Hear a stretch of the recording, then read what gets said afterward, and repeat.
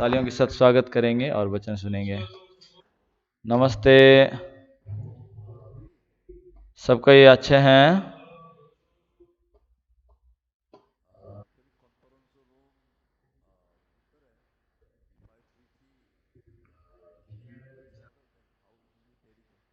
तो conference room में अगर आपस में मिलके अगर बात करते कितना अच्छा होता।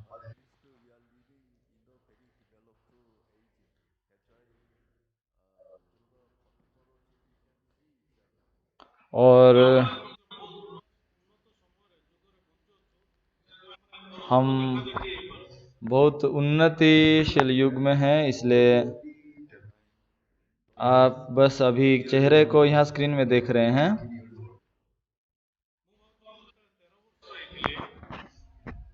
मैं जब 13 साल का हो रहा था, कोरिया में उस समय पहली बार टेलीविजन आया था और ये कलर वाला नहीं था, ब्लैक एंड व्हाइट वाला था।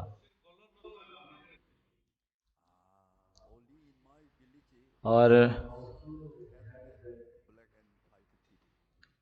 मेरे गांव में बस एक ही घर में ब्लैक एंड व्हाइट टीवी था और ये घर तो एकदम सिनेमा थिएटर की तरह बन गया था।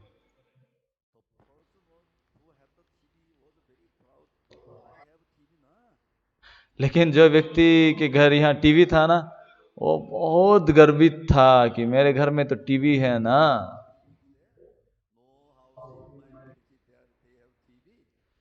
और कोई दूसरे घर में टीवी नहीं है, मेरे घर में बस टीवी है, ऐसा बोल रहा था।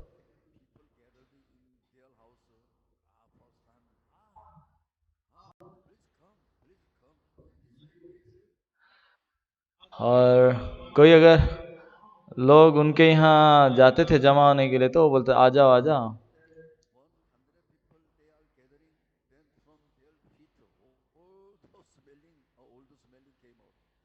लेकिन समस्या है, वहाँ जब 100 लोग अगर जब इकट्ठा होते थे तो उनका बदबू आ रहा था वो पैरों का।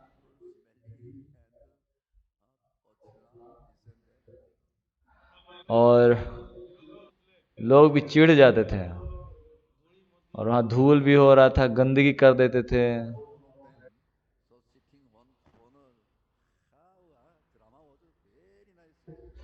तो मैं भी उनमें से था और वो ड्रामा को देख के बहुत अच्छा लग रहा है, बहुत अच्छा लग रहा है बोल रहा था।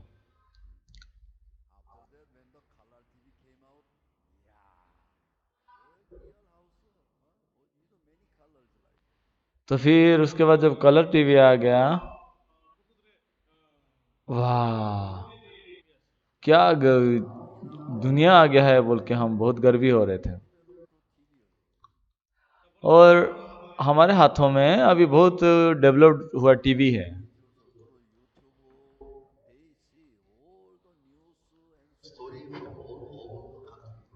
अभी तो यूट्यूब के माध्यम से हर एक जगह वो न्यूज़ को देख पा रहे हैं। अभी देखिए मैं ओमान से भी भारत में आया हूँ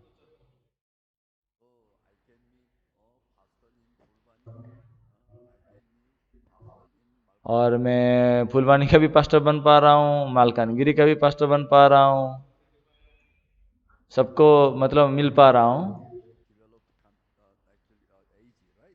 तो अभी हम बहुत उन्नति हुए देश में हैं, है ना।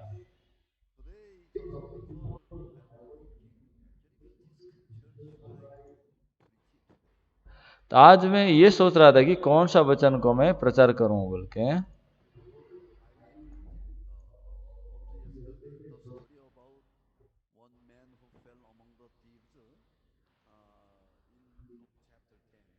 क्योंकि मैं कल तक एक व्यक्ति जो डाकुओं में घिरा हुआ था, वो लूका 10 से मैं प्रचार कर रहा था।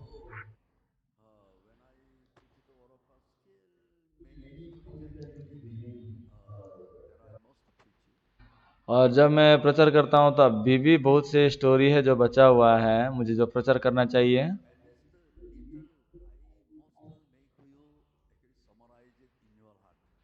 तो मैं चाहता हूं कि आपके हृदय में भी उसका सारांश को मैं निकाल दूं।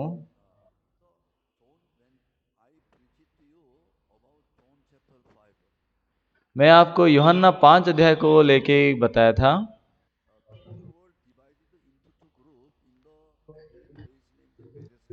बेथेस्दा के तालाब में लोग दो भाग में बांटे गए हैं। बेथेस्दा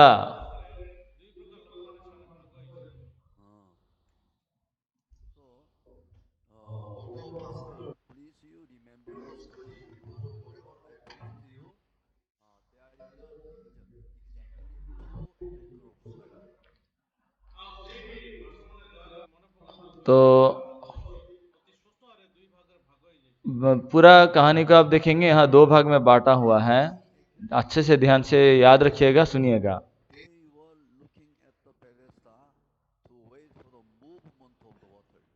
तो यहाँ जो लोग थे यूहन्ना 5 अध्याय में, ये लोग बेथेस्दा को देख रहे हैं चंगाई पाने के लिए।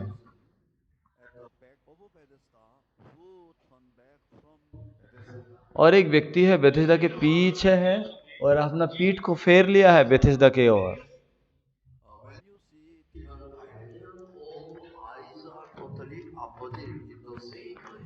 और उनका दिशा को अगर देखेंगे समान जगह पर दोनों हैं, लेकिन उनका दिशा ना बहुत अलग है, विपरीत है।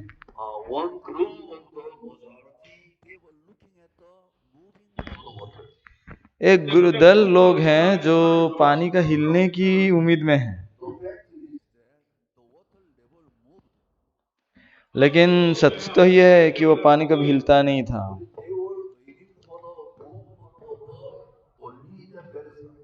बाकी ये लोग वो बेथेस्दा में पानी हिलने की आशा में पड़े रहते थे।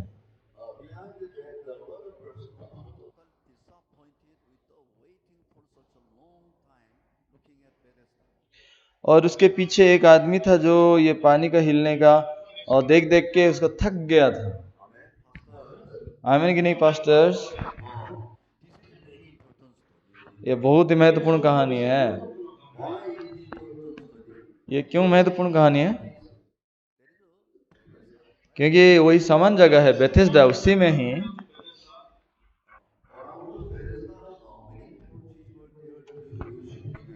तो आपको याद भी रखने की जरूरत है कि बेथेस्दा की तालाब में कितने कुंड थे। उसमें 5 ओसारे थे बोल के बाइबल में लिखा हुआ है। बाइबल में 5 का मतलब तो अनुग्रह है परमेश्वर का।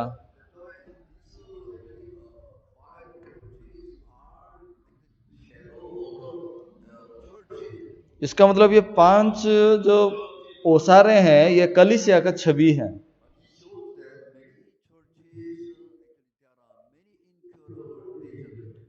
यानी कि अनेक 5 जैसा अनेक चर्चेस हैं और वहां भी अनेक पीड़ित लोग हैं जो कभी भले नहीं हो पा रहे हैं, चंगाई नहीं पा रहे हैं।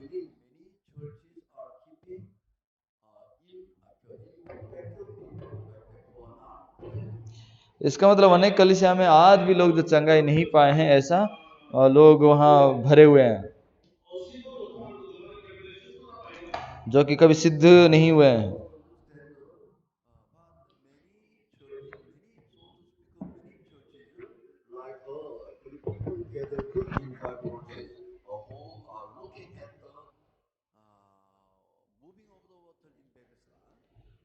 तो जब पानी हिलाया जाता है उसमें अनेक लोग ऐसे हैं कि जो पानी हिलने की आशा में इंतजार में हैं।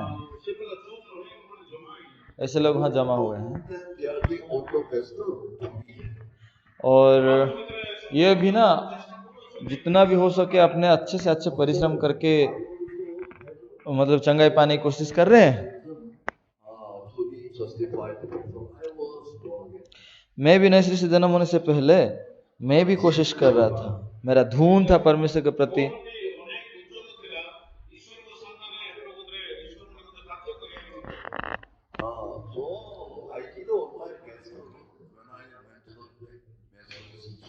इसलिए मैं जब मेथोडिस्ट चर्च जा रहा था, मेरा जितना भी हो सके मैं अच्छे से अच्छे काम करके बदलना चाहता था। पास्टर लोग जानते हैं मैं चर्च क्यों जा रहा था? मोहन शेट्टी जी, गुड मॉर्निंग, नमस्ते।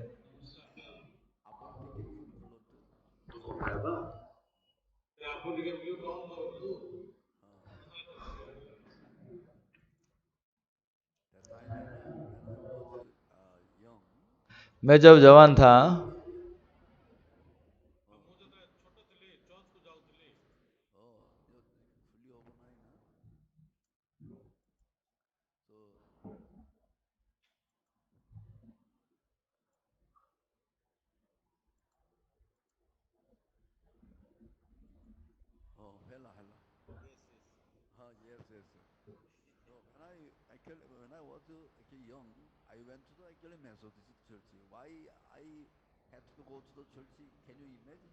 मैं जवानी में मेथोडिस्ट चर्च जाता था, लेकिन क्यों मेथोडिस्ट चर्च जाता था जानते हैं क्या? सोच सकते हैं मैं क्यों जा रहा था? नहीं ना।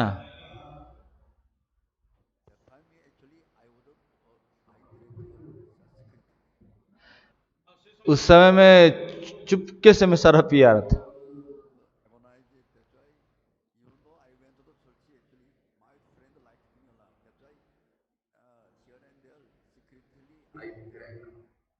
तो यदि मैं चर्च जाता था, मेरे दोस्त लोग मुझे बहुत प्रेम करते थे, इसलिए चोरी छुपके मैं शराब पी लेता था उनके साथ।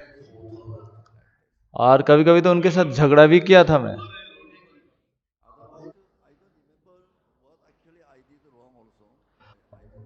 और मुझे याद भी नहीं है कि मैं और क्या क्या गलती किया था।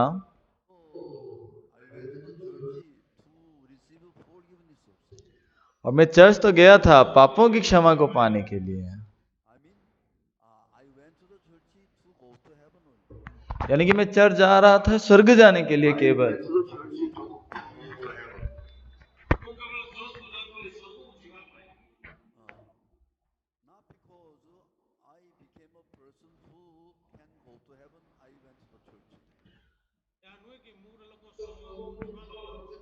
मैं स्वर्ग जाने की काबिलियत था इसलिए जा रहा हूँ चर्च, ऐसा नहीं है।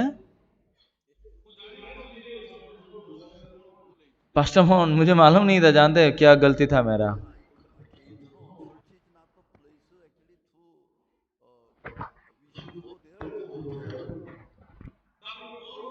बाद में मैं जाना, चर्च एक जगह नहीं है मैं स्वर्ग जाने के लिए जाना चाहिए, बल्कि चर्च एक ऐसा जगह है, सभा स्थल है, जहाँ पे स्वर्ग जाने वाले लोग उद्धार पाए हो प्रभु का महिमा करने के लिए वहाँ एकत्रित होने वाला वो जगह है, वो आराधनालय है वो। और क्योंकि मैं उसमें पापी था,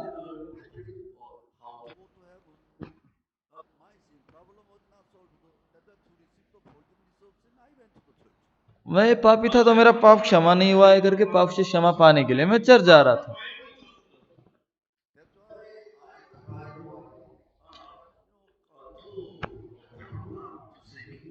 और मैं परमेश्वर को रो के प्रार्थना कर रहा था कि प्रभु मुझे बचाए बोल के।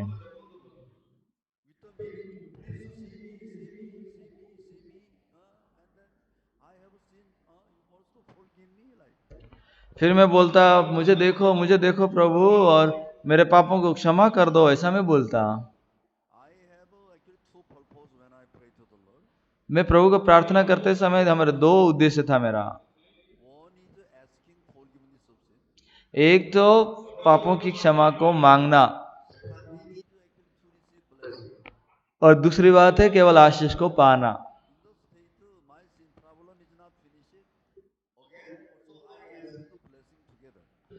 जब मेरा पाप सारे क्षमा नहीं हुए थे, फिर भी मैं पापों की क्षमा को मैं मांग रहा था।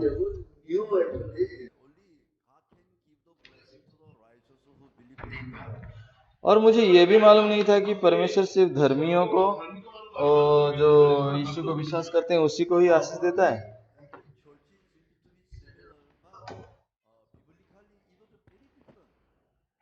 तो बाहरी रूप से देखेंगे तो चर्च समान लग रहा था मुझे, लेकिन बाइबल के अनुसार तो संपूर्ण अलग था।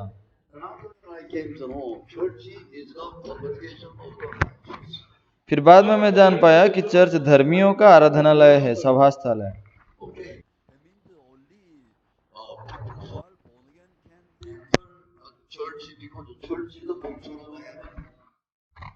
यानी कि जो धर्मी हुए हैं, उद्धार पाए हैं, वही केवल चर्च में जा सकते हैं, क्योंकि वो तो सर धर्मियों का ही जगह है वो।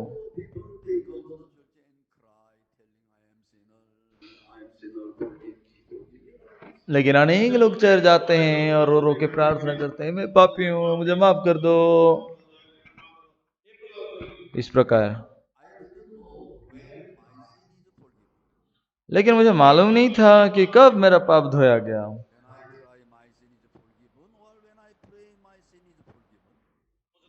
मैं रोने से मेरा पाप क्षमा होगा या मैं प्रार्थना करने से क्षमा होगा, या फिर मैं पापों की क्षमा के लिए प्रार्थना करूंगा तो मेरा पाप क्षमा होगा।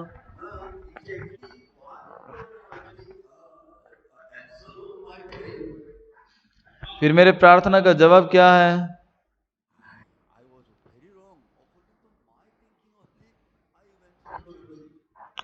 मैं बहुत गलत था, मेरे सोच के अनुसार ही मैं चर्च जाता था।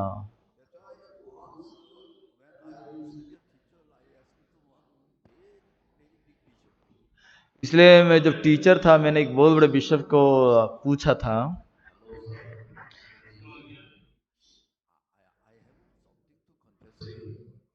हेलो सर, मुझे पाप स्वीकार करने के लिए कुछ है।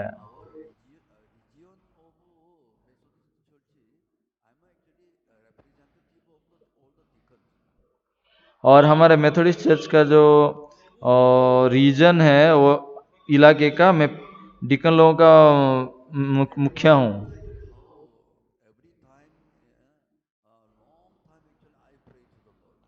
और सबको ही जानते हैं कि मैं लंबे समय कलीसिया में प्रार्थना करता हूँ मैं। तो डिकन की हिसाब से मेरा तो बाहरी रूप से कोई समस्या नहीं है सर।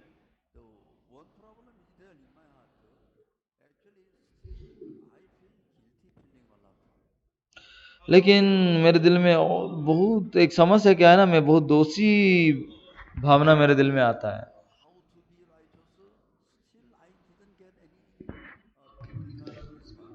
और कैसे धर्मी बनना है उसके बारे में भी कोई बाइबल का मतलब उत्तर भी मुझे नहीं मिला है।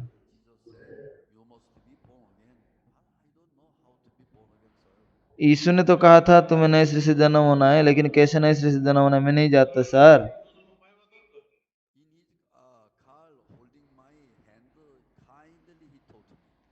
अपने कार में मेरा हाथ को पकड़कर बहुत दया से उन्होंने सिखाया। हेलो डिकन, पहले भी आप शराब पिए थे कि नहीं? हाँ हाँ, मैं कई बार शराब पिया हूँ। अभी भी पीते हो? नहीं, शराब पीना मेरा बंद हो गया है। आप स्मोकिंग किए हैं कि नहीं किए हैं? हाँ, मैं पहले तो चेन स्मोकर था पूरा। अभी भी आप स्मोकिंग करते हैं कि नहीं है? नहीं नहीं, ये सब बेकार बातें सब मैं बंद कर दिया हूँ। तो आप तो पुनर्जन्म हो चुके हो।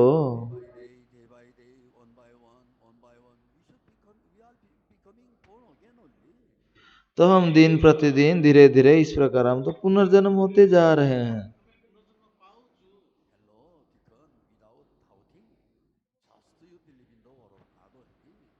इसलिए डिकन, आप बिना संदेह से परमेश्वर का वचन को ही विश्वास कर लो।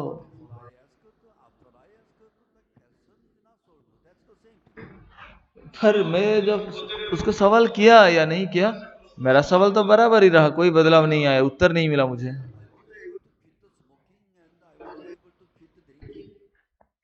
हाँ, मैं शराब पीना स्मोकिंग करना बंद कर दिया।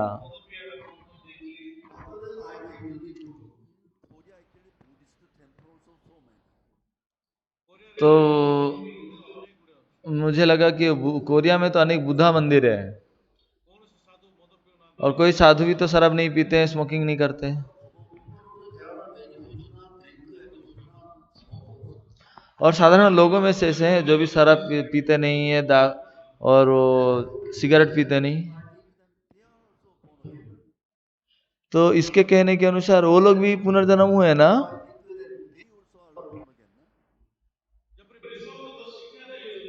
बिशप की शिक्षा के अनुसार वो सारे लोग भी पुनर्जन्म पाए हैं। क्या बाइबल कहता है कि हम बिना स्मोकिंग और बिना शराब पिए हम पुनर्जन्म हो सकते हैं? उसका शिक्षा पाके मैं बहुत उदास हो गया। बहुत मजाक वाली बात थी वो।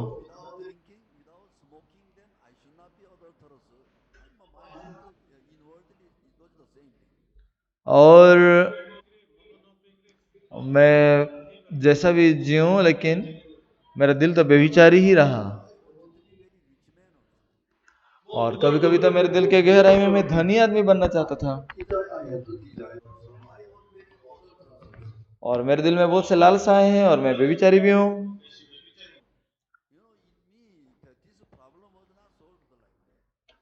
मुझ में ये समस्या कभी समाधान नहीं हुआ।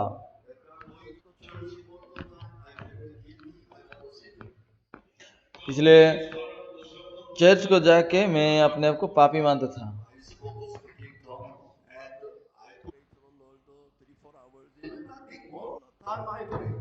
और मैं अन्य भाषा में बात करता था, 3-4 बार मैं प्रार्थना करता था।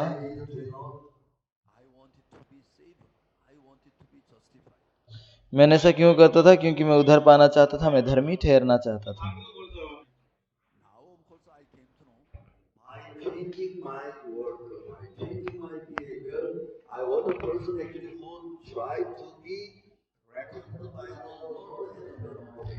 लेकिन अभी मैं जान पाया कि मेरा व्यवहार को बदलकर मैं विश्वास का आदमी के रूप में प्रकट होना चाहता था।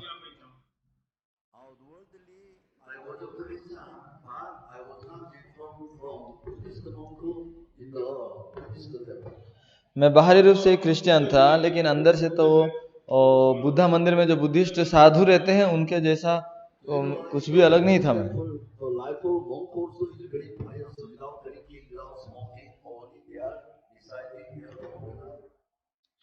और अगर देखा जाए तो ये साधु लोग भी ना बौद्ध धर्म के, वो बिना कोई गलतियां किए वो बस अपने जो मंत्र को याद करते रहते हैं। बाइबल में जो असली कलीसिया है ना वो बहुत अलग है।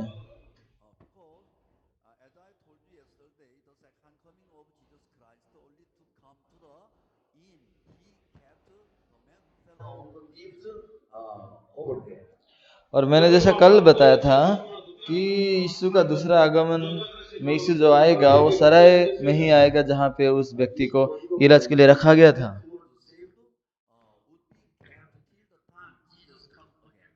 सराय ऐसा जगह है जहाँ पर जिस व्यक्ति को उद्धार किया करके रखा गया था वही ये सराय है, उसमें यीशु का आगमन तक वहां वो रखा रहेगा। तो ये वो जगह है जहाँ पे उद्धार पाए हुए लोग विश्राम ले सकते हैं।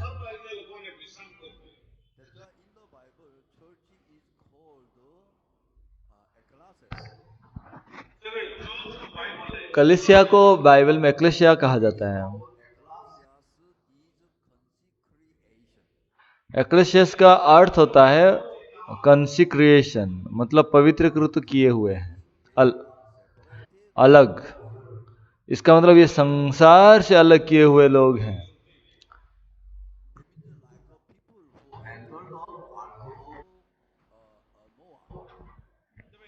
तो जैसा कि नूह के जहाज में आने के लोग प्रवेश किए उनके समान है। नूह के जहाज में प्रवेश किए लोग संसार से अलग हुए हैं।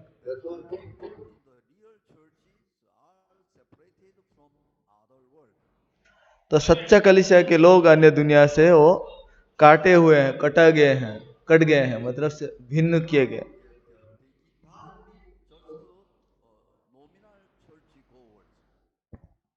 इसका मतलब ये सिर्फ है वो आराधनालय चर्च में जाने वाले साधारण लोग उनके समान नहीं है।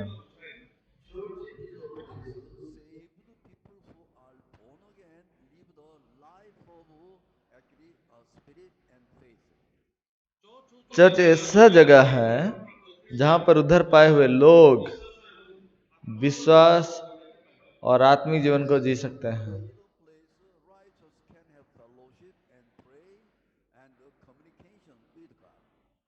तो चर्च एक ऐसा जगह है जहां पर हम संगति करते हैं और बातचीत कर सकते हैं परमेश्वर के दास से, और खुल खुल के अगर मैं बात करूं,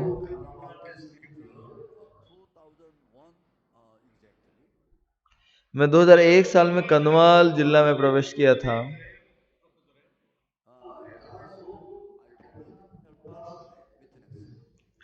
मैं जैसा देखा वैसा ही मैंने भी गवाही दिया।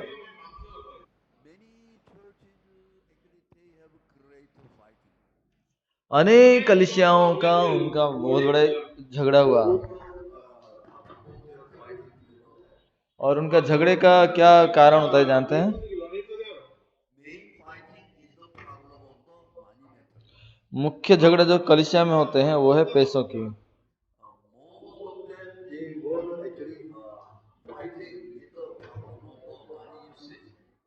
और अनेक लोग जो हैं वहाँ जो झगड़ा करते हैं वो सिर्फ पैसा की व्यवहार के कारण है। और ज्यादातर लोग क्या कहते हैं, पास्टर लोग पैसा खा गया, पैसा खा गया बोल के बोलते हैं। तो कोई डिकन के पक्ष में कोई पार्टी है, पास्टर के पक्ष में कोई पार्टी है, ऐसा होता है।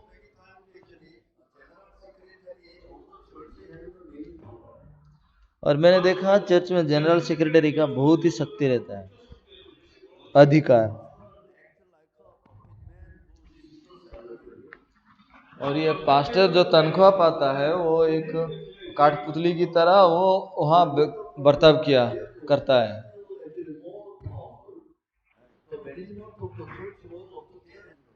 और चर्च का मैनेजमेंट जो मैनेजमेंट होता है उसके हाथ में ही सारे शक्ति होता है। कभी कभी पास्टर लोगों को अपना नौकरी खोना पड़ता है।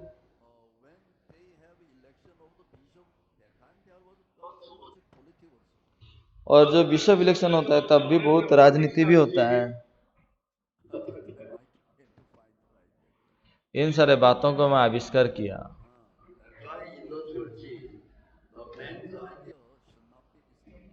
इसलिए चर्च में ना मनुष्य का जो बुद्धि है उसको स्थापन करना जरूरी नहीं है।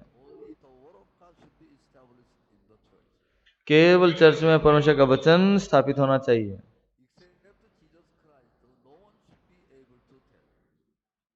यीशु को छोड़कर कोई भी बोलने के लिए नहीं होना चाहिए। आमीन ना।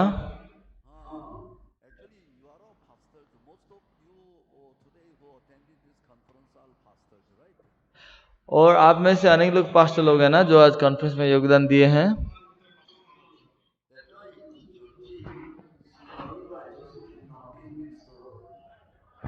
चर्च में कोई पापी और धार्मिक मिलावट नहीं किए जा सकते हैं। और धर्मी लोग कौन है जानते हैं?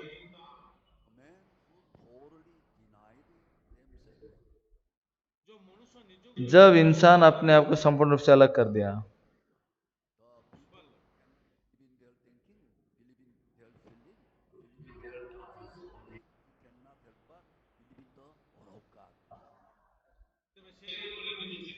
लोग अपने सोच को विश्वास करके, विवेक को विश्वास करके, अपने अनुभव को विश्वास नहीं करेंगे, सिर्फ और सिर्फ वचन।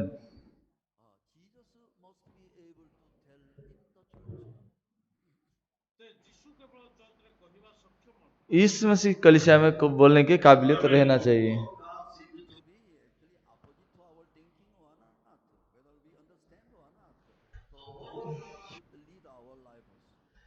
हम भले ही समझे या ना समझे कैसे परमेश्वर का वचन कह रहा है, फिर भी हम वचन के द्वारा ही चलाए जाना जरूरी है।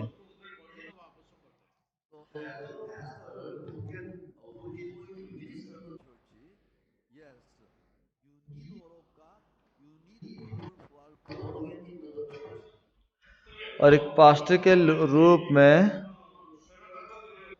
आपके सेवकाई के दौरान परमेश्वर का वचन आपको जरूरत है इस सेवकाई के लिए भी।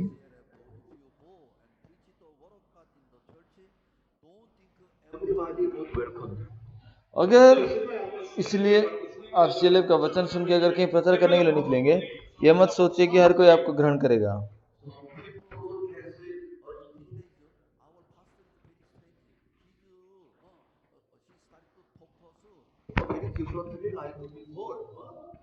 तो लोग वैसा बात करने लगेंगे कि अरे हमारा पास्टर तो अजीब हो गया है, कुछ कुछ अलग अलग बात कह रहा है, पहले के समान प्रचार नहीं कर रहा, अभी नया बात कुछ प्रचार कर रहा है।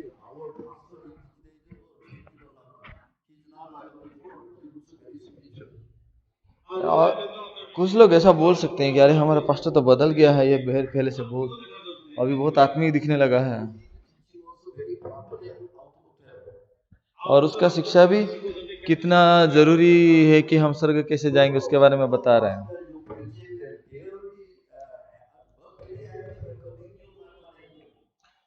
अगर वचन को सुन के उद्धार पाते हैं कोई लोग और बहुत खुश हो जाते हैं, तो वो आपको स्वर्गदूत की तरह सेवा करेंगे।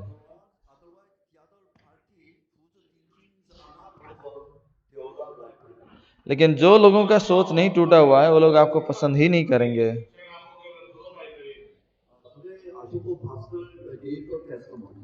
और आज अशोक पास्टर ने गवाही दे रहा था, पहले भी उसका कई सारे सदस्य होंगे,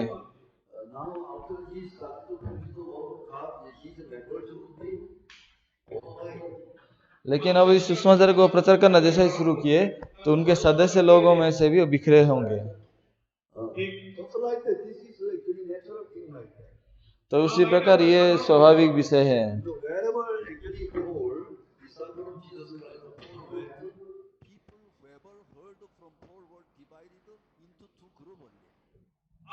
इसलिए पौलुस जहां कहीं भी गया वहां पे दो भाग में लोग बांटे गए। आमीन। और ये बोर्न अगेन पास्टर का असली लक्षण है।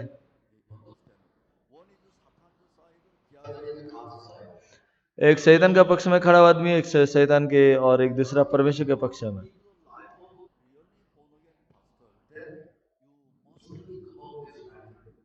आप अगर बोर्न अगेन पास्टर के जैसा अगर जीना चाहते हैं तो आपको भी उसके अनुसार सोचने की जरूरत है।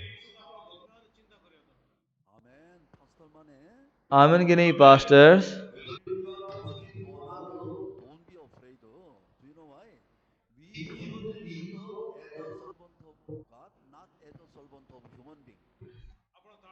आपको सत्तावा मिला कि नहीं मिला, परंतु आप डरने की जरूरत नहीं है, नए मन से शक्ति से प्रचार करना है।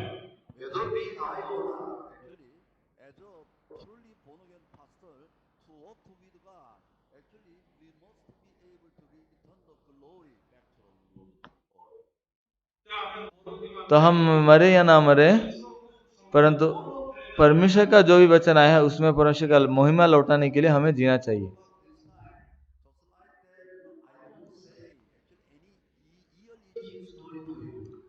मैं आज आपको कान को खुजली होने वाली जैसा कहानी कुछ नहीं बता रहा हूं।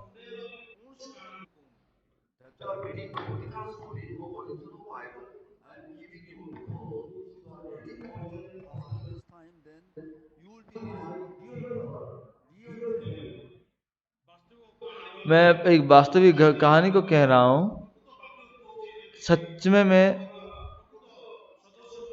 एक ऐसा वचन को बोल रहा हूं जिसके द्वारा आप मेरे बन सकते हैं। और बोर्न अगेन होने से पहले और बाद में एक बहुत बड़ा फर्क है।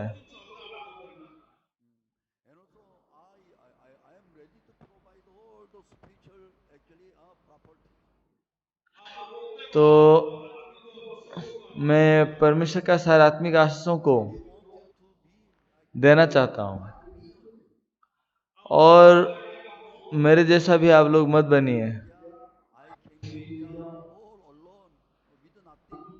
और मैं भारत को जब आया कुछ भी लिए बिना मैं आया था,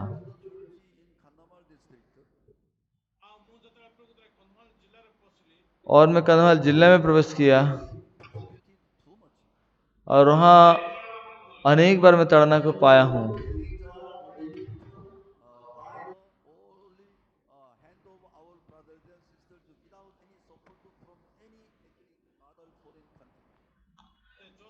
तो चर्च बिल्डिंग बनाने के लिए हमारे भाई और अनेक जगह से भी कोई पैसा नहीं दिए थे, लेकिन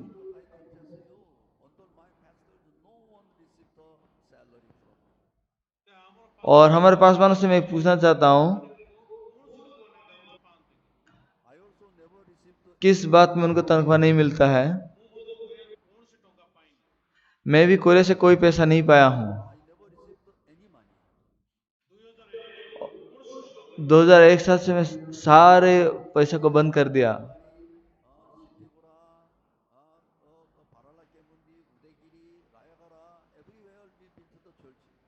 तो अभी आप देखेंगे तो रायपुर में, दारिंगबाड़ी, सिट्टीगुड़ा, उदयगिरी, रायकिया, इस प्रकार अनेक जगह पे हमारा चर्चेस बने हैं।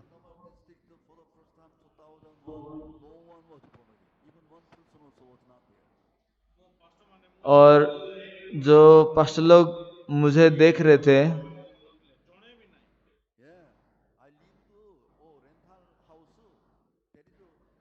और मैं किराए घर पे रह रहा था जिसका दाम 500 रुपया था।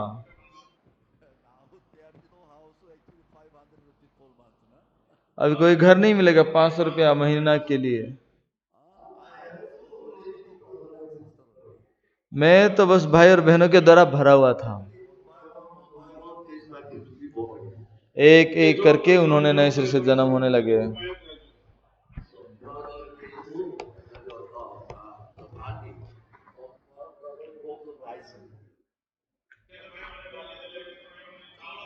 कुछ भाई लोग दाल लाए, कुछ भाई लोग चावल लाए।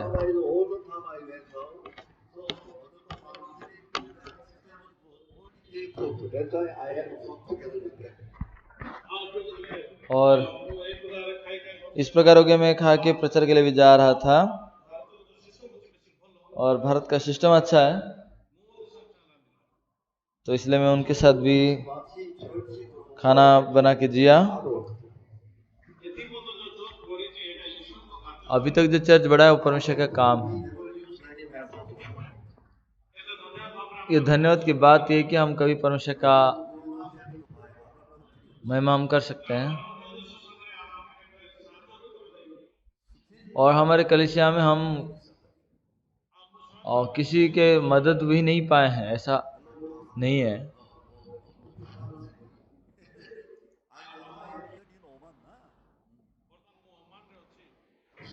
पास्टर भुवन सेठी, मैं ओमान में हूँ अभी। यहाँ भी भारत के भाई बहन लोग मुझे पैसा भेजते हैं,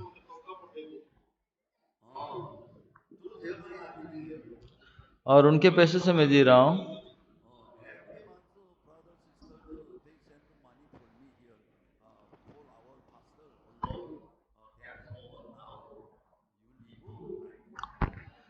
तो हमारे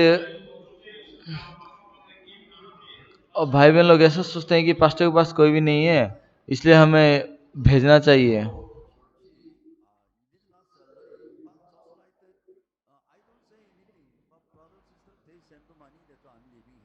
मैं भाई बहनों को कुछ भी नहीं कहता, लेकिन वो लोग अपने दिल से प्रभु का प्रेम से मुझे सब भेज रहे हैं।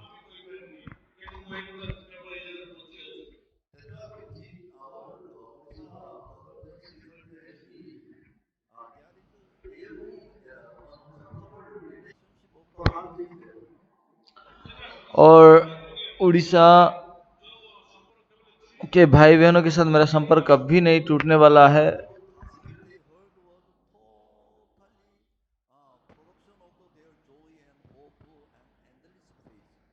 और जो वचन उन्होंने सुना है वो शब्द का गुंजन जो है पूरा भयंकर है, और बहुत आनंद देता है।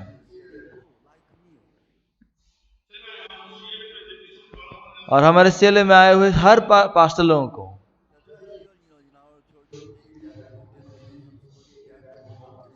ये चर्च एक ऐसा है जहाँ पे कोई डिनोमिनेशन या डॉक्ट्रिन का कहानी नहीं है।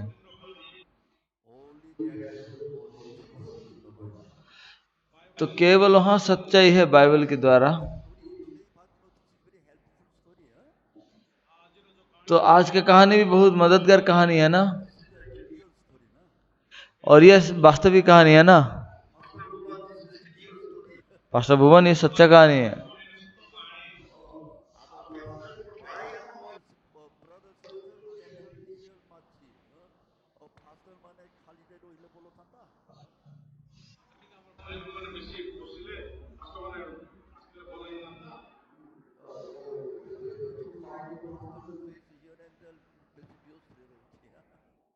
अभी मैं पास्टर लोगों का फेस को देखने के लिए इधर बहुत व्यस्त हो जाता हूँ।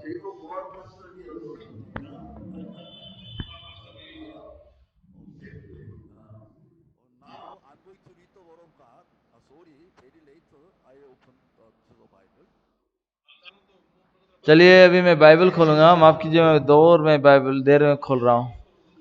न्यायों का 21 अध्याय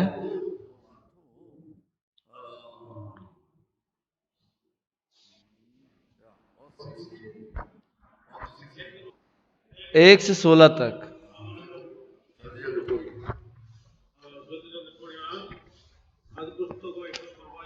उत्पत्ति 21 का 1 से 16 तक। यहोवा ने जैसा कहा था वैसा ही सारे की शुद्धि लेके उसके साथ अपने वचन के अनुसार किया। सारा अब्राहम से गर्भवती हुई और उसके बुढ़ापे में उसी नियुक्त समय पर जो परमेश्वर ने उससे ठहराया था एक पुत्र उत्पन्न हुआ। अब्राहम ने अपने उस पुत्र का नाम जो सारा से उत्पन्न हुआ था इसहाक रखा। और जब उसका पुत्र इसहाक 8 दिन का हुआ तब उसने परमेश्वर की आज्ञा के अनुसार उसका खतना किया। जब अब्राहम का पुत्र इसहाक उत्पन्न हुआ तब अब्राहम 100 वर्ष का था। और सारा ने कहा परमेश्वर ने मुझे प्रफुल्लित किया, इसलिए सब उसको सुनने वाले मेरे साथ प्रफुल्लित होंगे। फिर उसने कहा, ये भी कहा, क्या कोई कभी अब्राहम से कह सकता था कि सारा लड़का को दूध पिलाएगी? पर देखो मुझसे उसे बुढ़ापे में एक पुत्र उत्पन्न हुआ है। वो लड़का बड़ा और उसका दूध छुड़ाया गया और उस इसहाक के दूध छुड़ाने वाले के दिन अब्राहम ना बड़ा और बड़ा बड़ा भोज किया। तब सारा को मिस्री हजरा के पुत्र जो अब्राहम से उत्पन्न हुआ था हंसी करता हुआ दिखाई दिया। इस कारण उसने अब्राहम से कहा, इस दासी को पुत्र से निकाल दे, क्योंकि उस दासी का पुत्र मेरे पुत्र इसहाक के साथ भागी नहीं होगा। ये बात कहकर ये बात अब्राहम को अपने पुत्र के कारण बहुत बुरी लगी। परंतु परमेश्वर ने अब्राहम से कहा, उस लड़के को और अपनी दासी के कारण से तुझे बुरा ना लगे। जो बात सारा तुझसे उसे मान, क्योंकि जो तेरा वंश कहलाएगा वो इसी इसहाक से चलेगा। दासी के पुत्र से भी मैं एक जाति उत्पन्न करूंगा, इसलिए कि वो तेरा वंश है। इसलिए अब्राहम ने सवेरे तड़के उठकर और रोटी और पानी से भरी चमड़े और थैले भी हजरा को दी और उसके कंधों पर रखी और उसके लकड़े और भी उसे देकर उसको विदा किया। वो चली गई और बरसेवा के जंगल में भटके लगे। तब जब थैली का जल समाप्त हो गया तब उसने लड़के को एक झाड़ी के नीचे छोड़ दिया और अपने उस तीर भर के टप्पे पर दूर जाकर उसके सामने सोचकर बैठने लगी, रोने लगी। तो यहाँ पे आप देखेंगे हर एक लोग बेथेस्दा की तालाब की ओर देख रहे हैं कि पानी हिल रहा है या नहीं हिल रहा है। निश्चित रूप से वो कभी चंगाई नहीं पाएंगे ऐसे लोग, इसलिए यहाँ पे आए हुए हैं।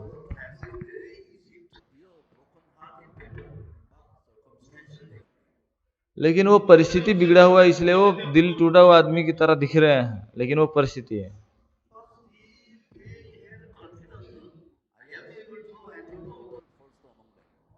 फिर भी उनका ये आत्मविश्वास था कि मैं तो अनेक लोगों के अब पहले ही मैं प्रवेश कर लूंगा।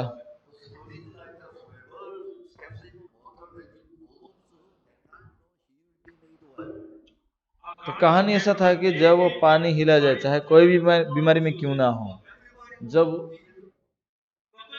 तो ऐसा करने से सब लोग सुन सकते हैं, लेकिन वहाँ अनेक लोग हैं। तो जिसका पांव पहले डाला जाएगा वो पहले चंगा ही पाएगा। तो फिर यहाँ पे आप देखेंगे विपरीत उनका लड़ाकू दल है,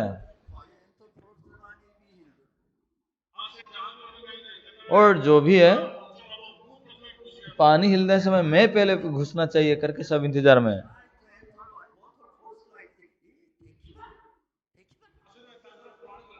इसलिए उनका उपाय को इस्तेमाल करके मैं कोशिश करूंगा, पहले पहुंचूंगा करके इंतजार कर रहे हैं। अंधा व्यक्ति क्या बोलेगा? चलो देखते हैं, चलो देखते हैं, ऐसा कोई बोलेगा? निश्चित रूप से वो बोलेगा सुनेंगे।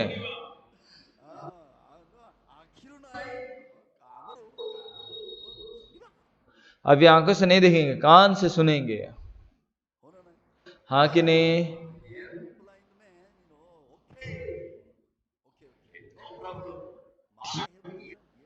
ठीक है, मैं तो अंधा हूं, कोई समस्या नहीं, मेरा कान है, कान है।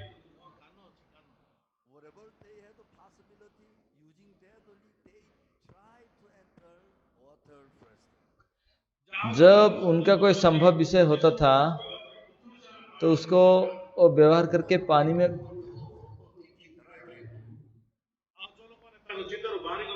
और जो लोग अपने सोच से निकल गए हैं,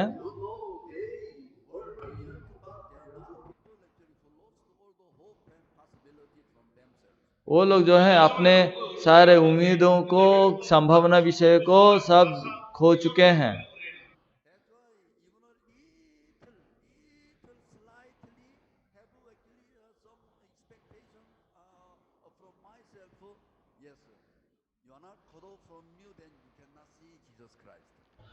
अगर आपके अंदर थोड़ा सा भी आपका कोशिश या परिश्रम है तो आप यीशु को मिल नहीं सकते हैं।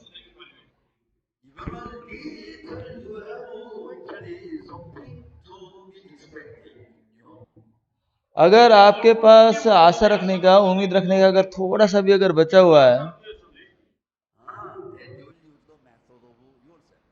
तो आप अपने उपायों को इस्तेमाल करेंगे, है कि नहीं?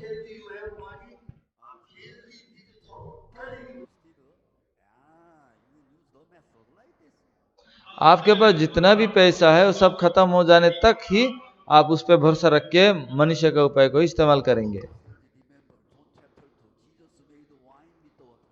सारे पासवानों, आपको याद रखना चाहिए यूहन्ना 2 अध्याय में यीशु मसीह पानी को दाखरस बनाया। जानते हैं कब से वो काम करना शुरू किया?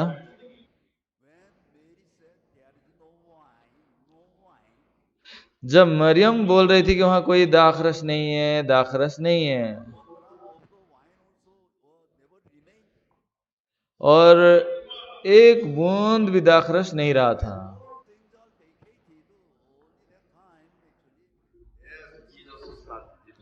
जब सारे के सारे खत्म हो गया, शून्य हो गया, तब यीशु काम करने लगे। आमीन।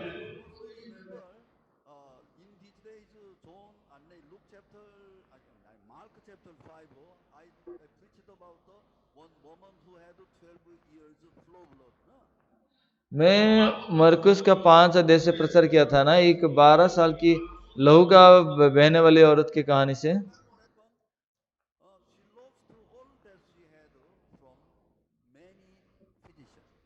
तब क्या हुआ था, वो अनेक वैद्यों से और जाके भी अपने सारे पेशा को गवा दिया था, लेकिन वो ठीक ना हो के अधिक और अधिक बिगड़ते जा रहे थे।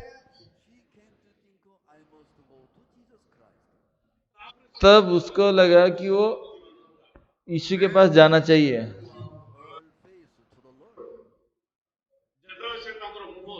और जब वो अपना चेहरा को यीशु के प्रति घुमा रहा है, और ये औरत का सारे धन जो उसके पास था जब खत्म हो गया, और जब उसका पास कुछ भी और बचा हुआ नहीं रहा। आमीन कि नहीं पास्टर? एक मरा हुआ व्यक्ति की तरह मैं कुछ भी नहीं कर सकता। मैं चाहे जितना भी कोशिश क्यों ना किया, वो बेकार है।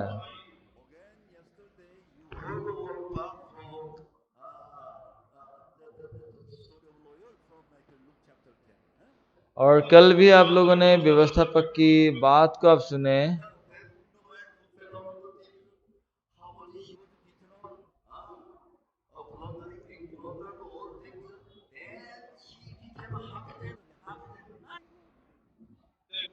तो लूका 10 अध्याय में जो अधमरा होके पड़ा हुआ व्यक्ति था, कितना मार खाया होगा, कितना निर्बल होके अधमरा हुआ था वो।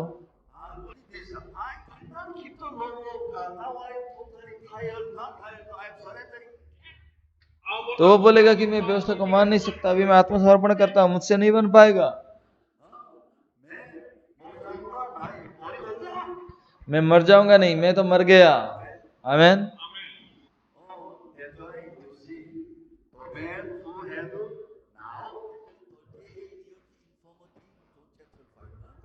अभी जिस व्यक्ति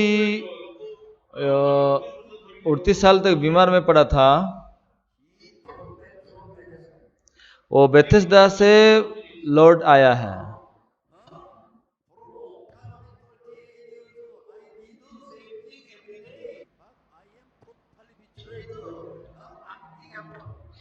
और मैं तो 38 साल तक, लंबे समय तक समान काम किया हूं, लेकिन मेरे प्रति कुछ भी नहीं हुआ, मुझे विश्वासघात हुआ है।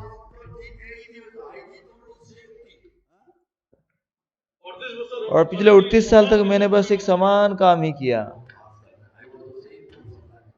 हेलो पास्टर, मैं भी इसी व्यक्ति की तरह समान व्यक्ति था।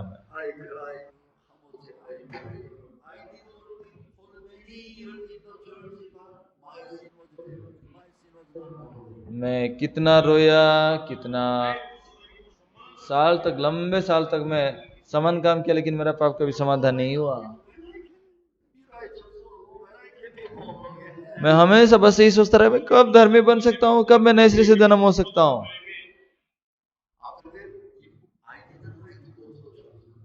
उसके बाद तो मैं चर्च जाना पसंद ही नहीं किया।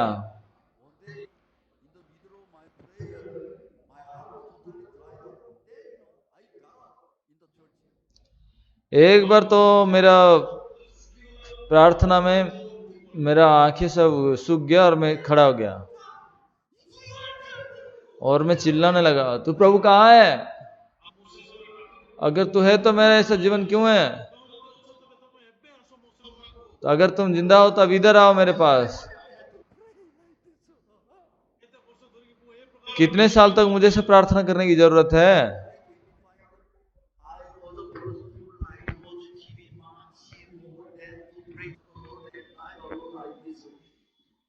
तब मैं जान पाया कि मैं एक ऐसा व्यक्ति हूँ, प्रार्थना करने से ज्यादा टीवी देखने में मुझे बहुत दिलचस्पी है।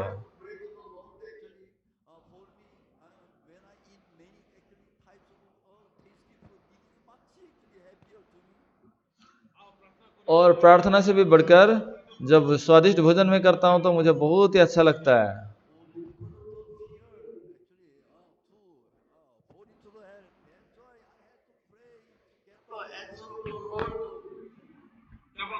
लेकिन नर्क का डर के कारण बस मैं प्रार्थना करना चाहिए करके मैं प्रार्थना कर रहा था। मुझे प्रार्थना करना पसंद आता था इसलिए करता था, ऐसा नहीं है। एक एक दिन मैं चिल्ला के रोने लगा, भी कितना दिन ऐसा जीऊंगा, फिर कितना दिन बिना कोई जवाब पाए।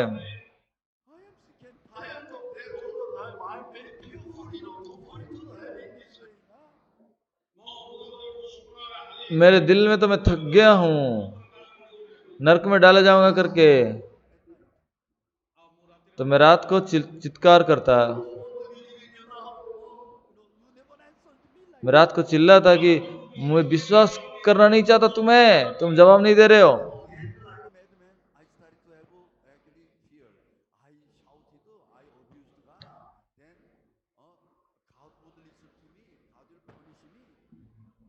फिर बाद में फिर मुझे डर लगने लगा कि मैं परमेश्वर को विरोध किया, शायद परमेश्वर मेरा नहीं सुनेंगे। फिर मैं पुनर्जन्म होने के बाद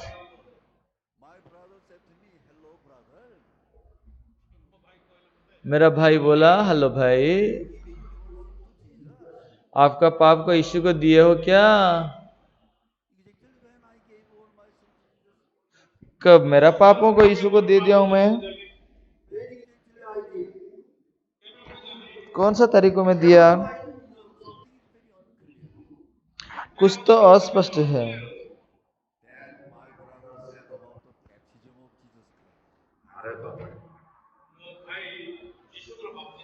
लेकिन बाइबल में यीशु के बपतिस्मा के बारे में जो लिखा है, मेरा भाई ने मुझे समझाया।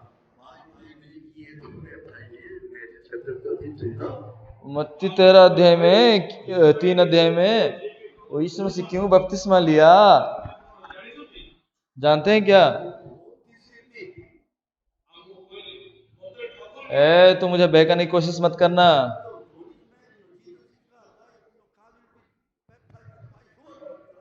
हाँ, यीशु तो परमेश्वर है, यूहन्ना तो इंसान है। एक इंसान से बपतिस्मा क्यों लेने आया था यीशु?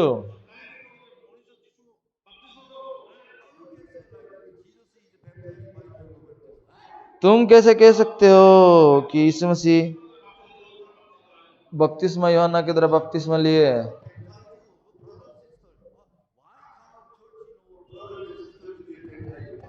हाँ, चर्च में तो भाई बहनों को पास्टर बपतिस्मा देता है ना।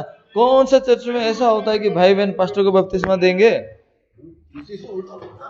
एकदम उल्टा पलटा है ना। अरे बाप रे।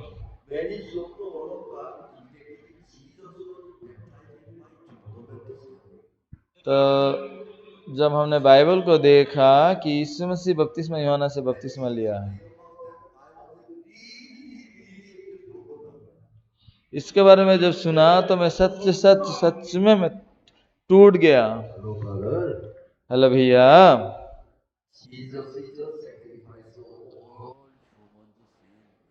ये जो यीशु मसीह है सारे मनुष्य के पाप के लिए वो जिम्मेदार है।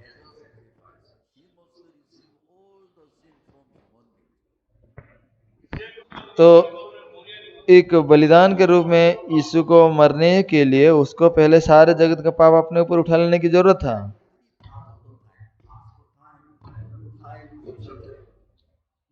तो मनुष्य के जीवन में 3 समय होता है,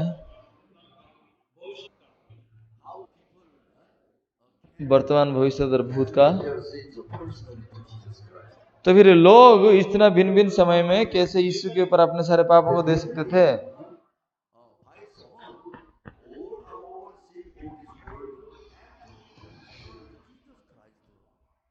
निश्चित रूप से किसी के द्वारा तो हमारा पाप यीशु के ऊपर जाना चाहिए था ना।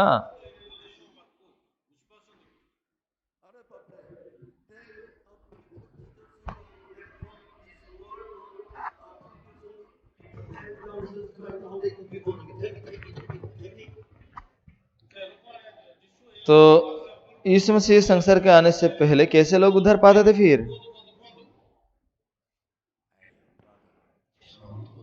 भैया सुनिए, विश्वास क्या है? विश्वास क्या है जानते हैं? 2 विश्वास होते हैं वहां पे।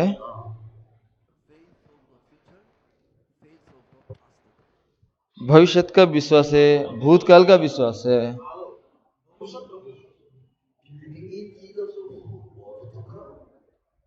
और यीशु मसीह को विश्वास करना जो यीशु आने वाले थे। और जो यीशु आया हुआ है उसको विश्वास करना।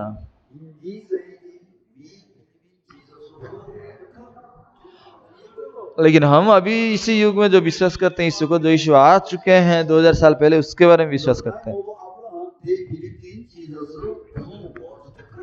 लेकिन अब्राहम के समय के लोग आने वाला यीशु को विश्वास किए थे।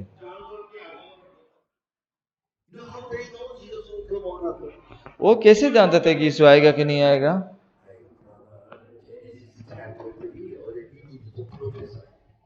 भाई, उत्पत्ति 3 अध्याय में ही इसका भविष्यवाणी हो चुका है। क्या ये लिखा है?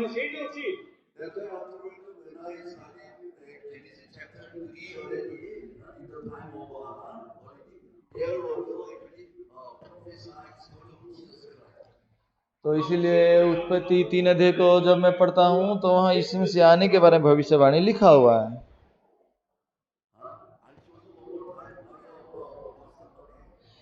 सारे पासवानों को मैं एक वचन दिखाऊंगा।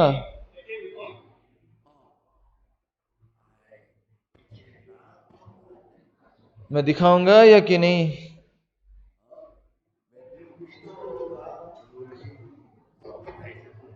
आप ये वचन को पढ़ेंगे तो आप तो चकित रह जाएंगे। और उत्पत्ति 3 में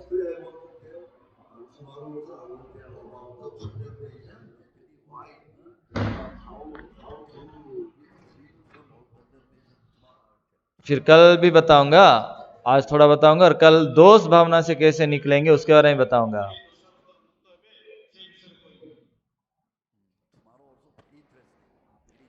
कल भी बहुत आग्रहजनक बात बताऊंगा।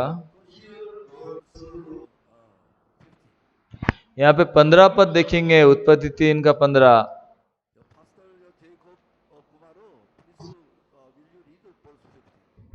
पास्टर जाकोब कुमार, क्या आप पढ़ेंगे क्या 3 का 15?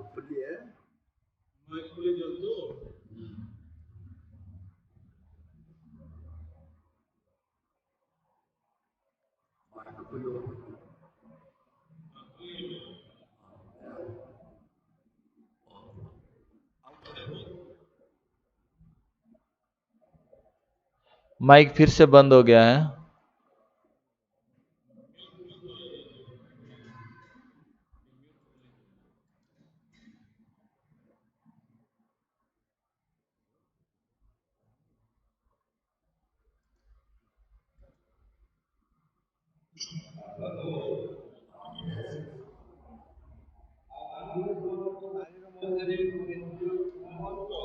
उत्पत्ति 3 का 15 है, और मैं तेरे और उस स्त्री के बीच में और तेरे वंश और उसके वंश के बीच में बैर उत्पन्न करूंगा, वो तेरे सिर को कुचल डालेगा और तू उसकी एड़ी को डसेगा। धन्यवाद।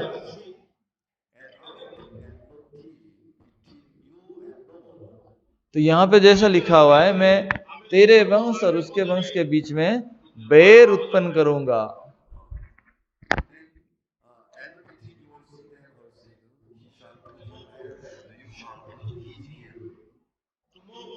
और फिर लिखा है कि तेरे वंश और उसके वंश के बीच में मैं बैर उत्पन्न करूंगा और तेरे सिर को कुचल डालेगा और तू उसकी एड़ी को डसेगा।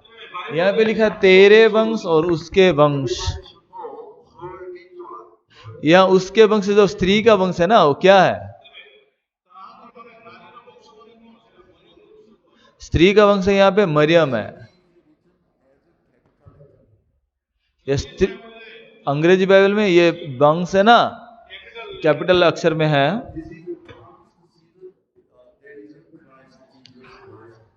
यानी कि ये प्रतिज्ञा किया हुआ बीज है, जो यीशु मसीह का बीज है। और तेरा वंश मतलब शैतान का वंश है। शैतान साहब से जो परमेश्वर बात कर रहे थे, ये शैतान के वंशज।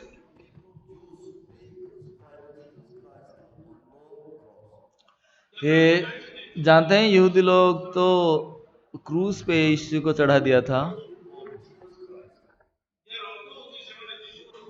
उसका मतलब है कि वो यीशु का एड़ी को उन्होंने डस लिया।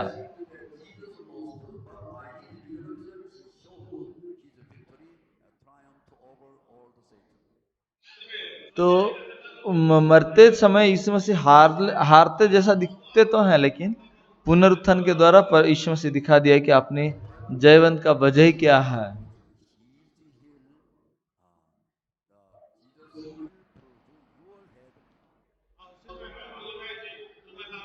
तो बाइबल में क्या लिखा है? तुम उसका एड़ी को डसोगे और तुम्हारा सर को कुचल डालेगा, ऐसा लिखा हुआ है ना। तो इसका मतलब यीशु सर को कुचल डालेगा। तो जितने लोग इसको स्पष्ट से समझे हैं, हाजरा उठाएंगे। आपको समझना बहुत जरूरी है।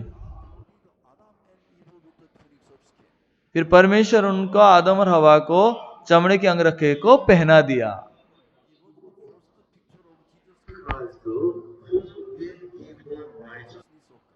ये यीशु मसीह का पहला छवि है जो परमेश्वर का धार्मिकता को देता है।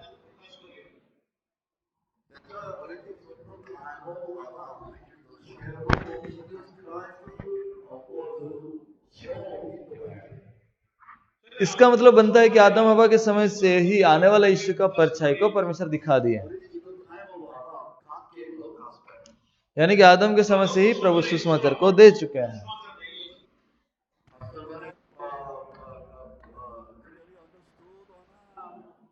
पासवानों, समझ पा रहे हैं कि नहीं?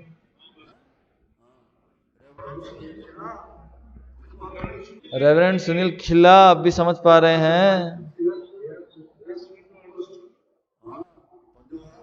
धन्यवाद।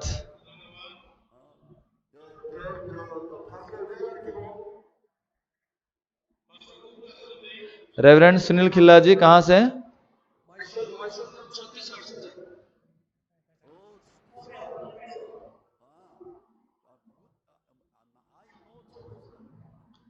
हाँ।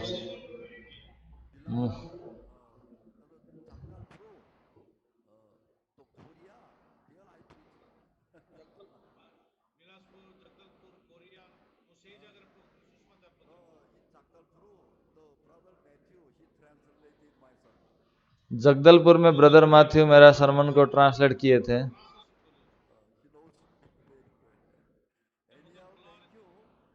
और धन्यवाद हमारे साथ जुड़ने के लिए। आपको देख के मैं बहुत खुश हूँ।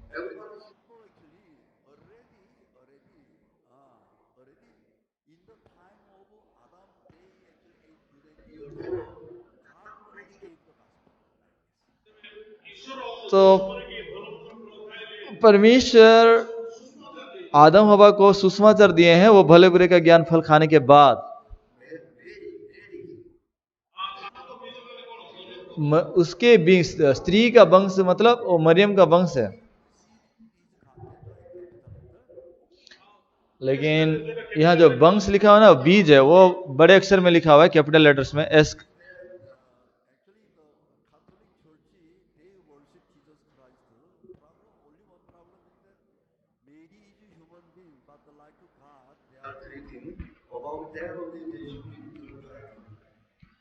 कैथोलिक में वो यीशु को मानते तो हैं, लेकिन उनका एक समस्या है, मरियम तो एक इंसान है, फिर भी उसको भी यीशु के समान परमेश्वर की तरह मानते हैं। उसको थोड़ा सुधरना चाहिए।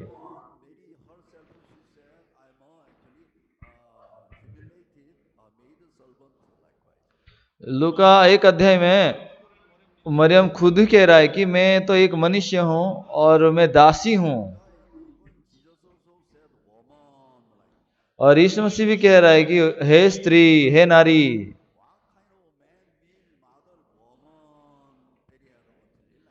कौन सा इंसान अपने माँ को इतना हठीले से बोलेगा कि हे नारी?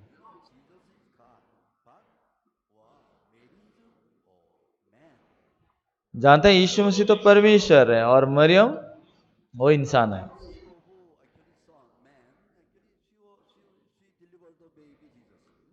वो इंसान के बीच से यीशु को जन्म दी थी, ऐसा नहीं है।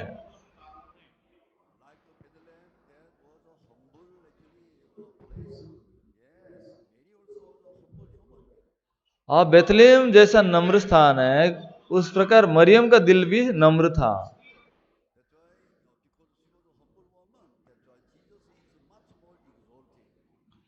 और ये नम्र स्त्री है, इसलिए यीशु मसीह भी बहुत ऊंचे उठाया गया।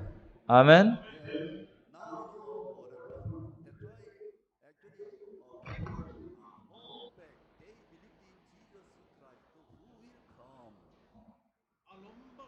तो लंबे समय से क्या हुआ है?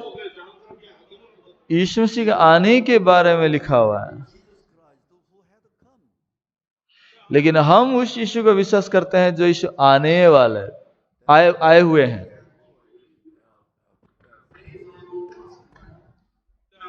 हमारा विश्वास जो है भूतकाल का विश्वास है।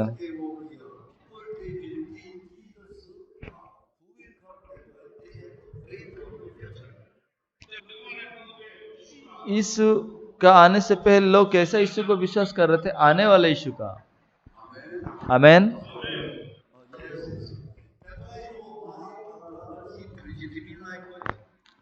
मेरा भाई मुझे इस प्रकार ही प्रचार किया था।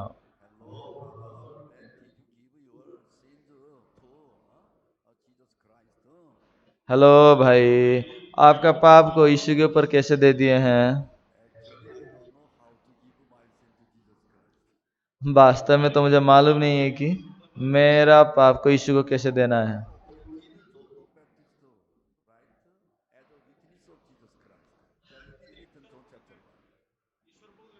और परमेश्वर भी यीशु को स्थापन किया बपतिस्मा यूहन्ना को।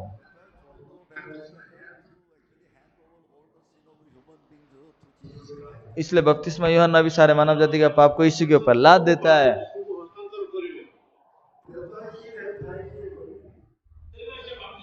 इसलिए उसने बपतिस्मा दिया।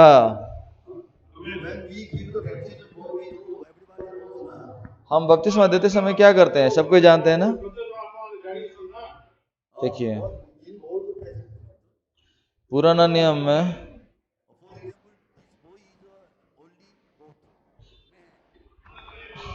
मान के चलिए लड़का बकरी है, एक पापी भेंट को चढ़ाने से पहले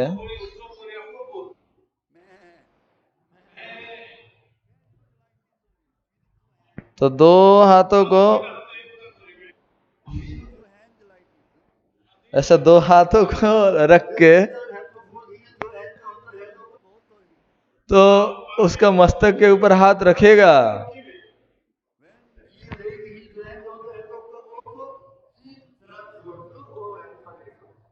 तो जब वो बकरी के सर के ऊपर हाथ रखेगा, पाप उसके ऊपर चला जाएगा। आमीन। और जब वो हाथ उठा लेता है, पाप तो पहले मेरे भी अंदर था,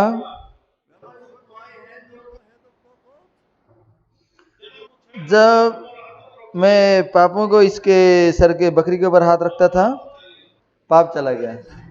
अभी पाप कहाँ पर है, मेरे ऊपर है या ये बकरी के ऊपर? बोलिए सर।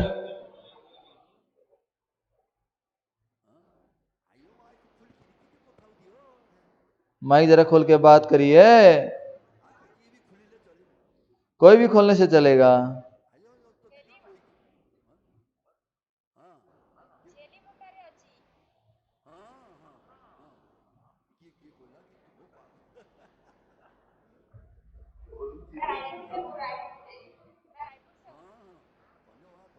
धन्यवाद धन्यवाद।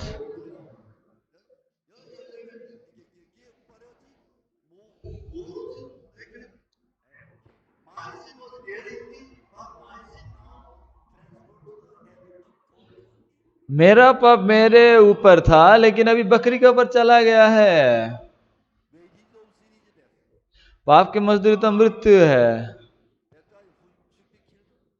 इसलिए कौन मरना चाहिए?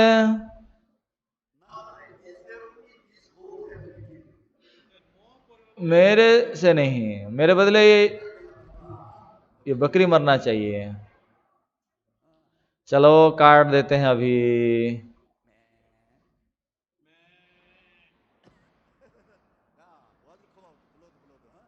अभी इसको काट देंगे तो क्या निकलेगा? खून निकलेगा, कला कला कला कला कला।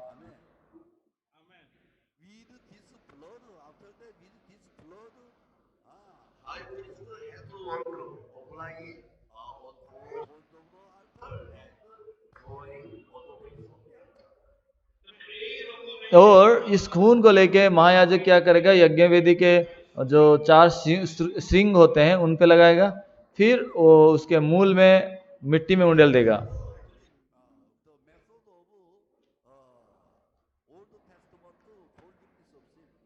ये पुराना नियम में पापों की क्षमा की जो उपाय है, वो प्रथा, वो व्यवस्था है ये। आमीन।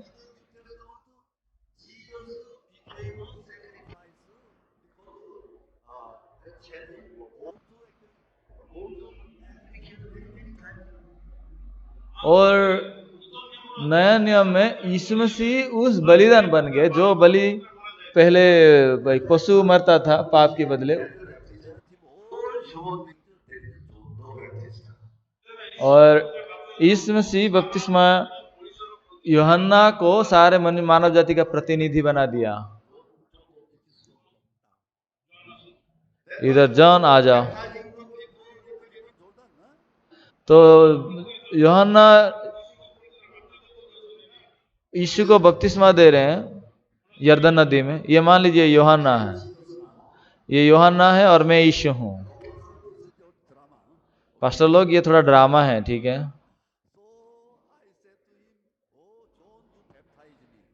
मैं यूहन्ना को बोलता हूं, हे यूहन्ना तू मुझे बपतिस्मा दे दे।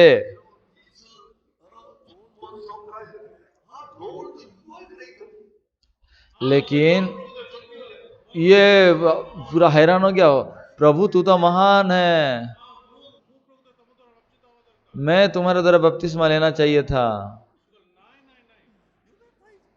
वो बोल रहा है नहीं नहीं नहीं नहीं, आप मुझे बपतिस्मा दीजिए। नहीं नहीं नहीं नहीं, तू ही बपतिस्मा देगा, आप प्रभु है, मैं इंसान हूं।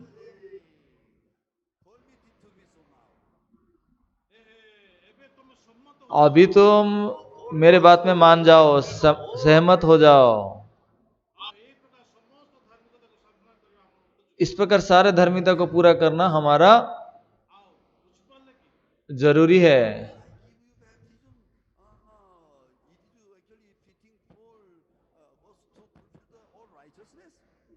क्या जब मैं आपको बपतिस्मा दूंगा ये सारा धार्मिकता पूरा होगा? हाँ हाँ हाँ, नहीं तो मैं क्यों तुम्हारे द्वारा बपतिस्मा लेने आता? इसका मतलब क्या है? तुम्हारा श्राप मुझ पर पड़े। उत्पत्ति 27 अध्याय में है ना, तुम्हारा श्राप मुझ पर पड़े।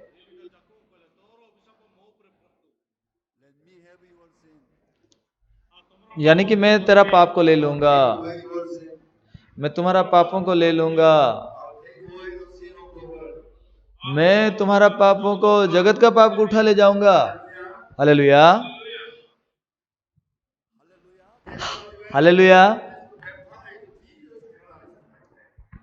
तो इसलिए बपतिस्मा यूहन्ना यीशु को बपतिस्मा दे रहा है। तो आप इस प्रकार दो हाथ को रख लेंगे, ठीक है? ये बपतिस्मा यूहन्ना है अभी, और मैं यीशु हूं। किसका पाप किसके ऊपर है? अशोक सिंह, जाकब कुमार सिंह, राजेंद्र कुमार का पाप, भुवन शेट्टी का पाप, सबके पाप इसके ऊपर लाद दिया गया है अभी। हाँ टेड बाबू, और तो बपतिस्मा यूहन्ना से यीशु मसीह ऐसे ही बपतिस्मा लिया। अभी टेड बाबू भी अपने बेटे से बपतिस्मा ले रहा है।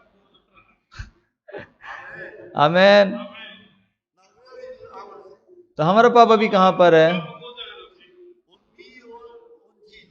मुझ पर है या यीशु के ऊपर है? जब मेरे पाप यीशु के ऊपर स्थानांतर किया गया,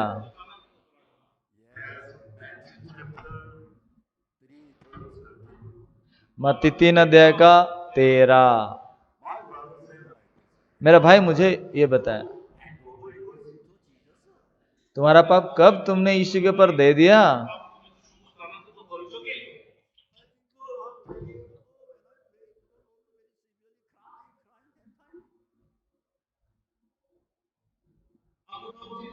तो मैं सोच रहा था 3 साल पहले जब रो के बहुत रो के प्रार्थना किया था, तब शायद गया है, लेकिन उसका कोई निश्चितता नहीं है, यह अनिश्चित बात है। लेकिन वो बाइबल से एक सटीक और विश्वसनीय बात को दिखाया। मैं उसको देख के तो हैरान रहेगा। हाँ, अरे अरे अरे अरे अरे अरे, ओ ये मुझे मालूम नहीं था, मुझे मालूम नहीं था। मतलब क्या? अब भी तो मैं जानता हूं, अब भी मैं जानता हूं। और 2000 साल पहले मेरा पाप यीशु के ऊपर चला गया था। हालेलुया।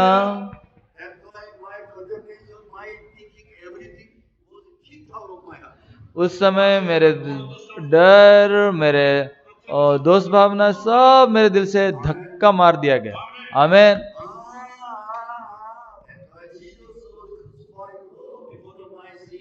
अच्छा, इसलिए यीशु मसीह मेरे पापों के लिए क्रूसार्पित हुआ था। अच्छा अच्छा अच्छा।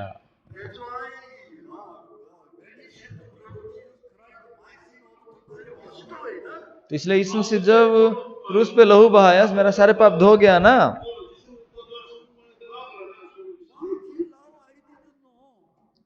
और अब तक मुझे मालूम नहीं था। मेरा आंखें संपूर्ण रूप से खोल गया और मुझे सोचने की जरूरत नहीं है।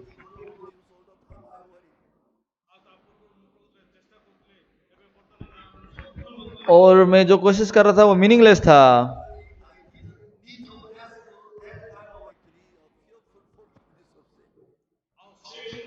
और उस समय से मेरे पापों के क्षमा के लिए प्रार्थना करने की और आवश्यकता नहीं पड़ी। आमेन।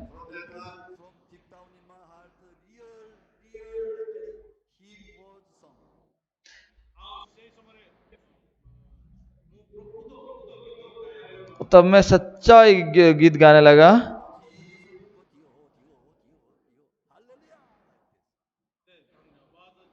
धन्यवाद यीशु को दिया। इस प्रकार के गीत है, हालेलुया हालेलुया में गा रहा था।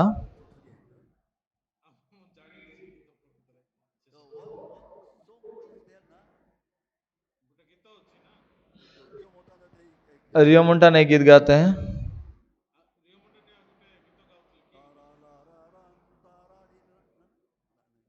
सुनो रे सुनो महाप्रेमो कहानी।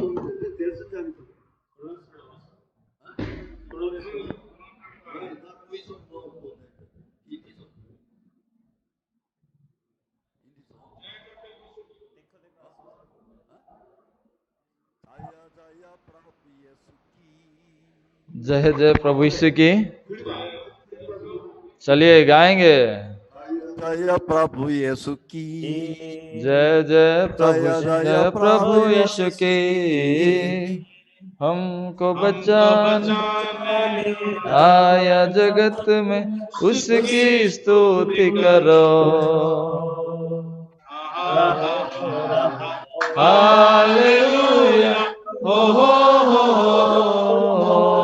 सा ला ला ला ला ला ला hallelujah amen.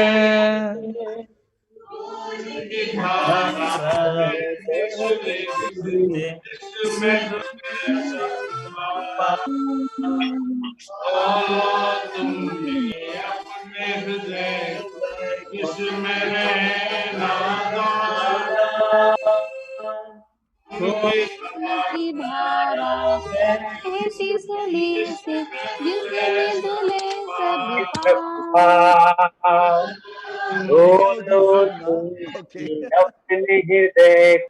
Oh, actually, I never played this song. हाँ, ये गीत कभी मैंने बजाया नहीं है। From then, that time, my heart actually started to sing only. उस समय से ना मेरे गीत में तो मैं गाने ही लगा। ये आज का कहानी मत उत्पत्ति 21 अध्याय की वचन है। आमेन।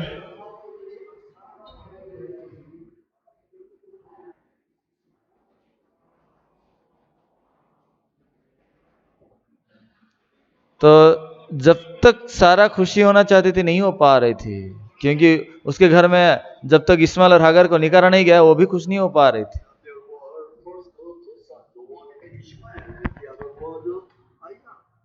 तो अब्राहम के घर में 2 बच्चे थे, एक तो इस्माइल और एक तो इसहाक। और दोनों ही अब्राहम के बच्चे हैं।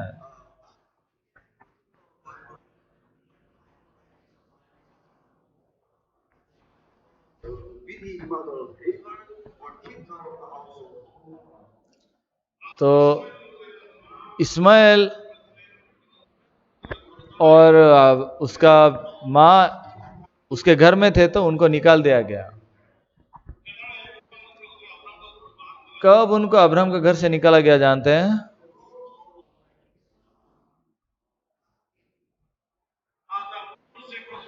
उससे पहले परमेश्वर का दिया हुआ बच्चा की तरह वो बर्ताव कर रहा था।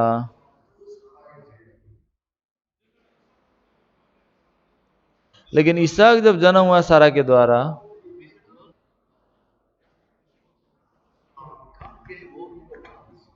इस्माइल ऐसा प्रकट हुआ जैसा कि वह एक लड़का नहीं है जो कि परमेश्वर के प्रतिज्ञा में बुलाया हुआ है।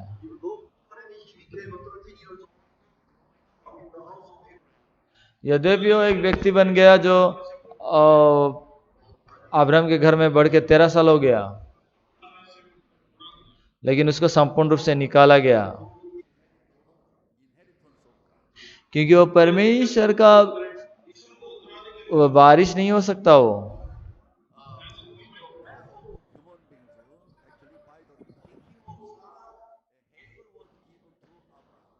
क्योंकि सारा के चिंता के अनुसार और मनुष्य के व्यवहार के अनुसार इस औरत को दिया हुआ था।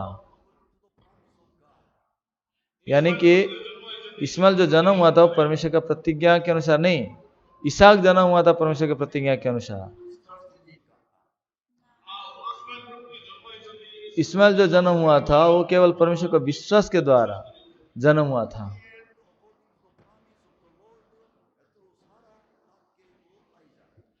अंत तक परमेश्वर अपने प्रतिज्ञा के अनुसार सारा के माध्यम से इसहाक को दिया।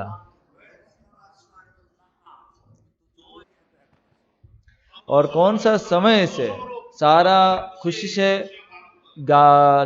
मतलब हंसने लगी? इसहाक जन्म होने के बाद वो हंसने लगी। उत्पत्ति 21 का अभी 6 पद को देखेंगे तो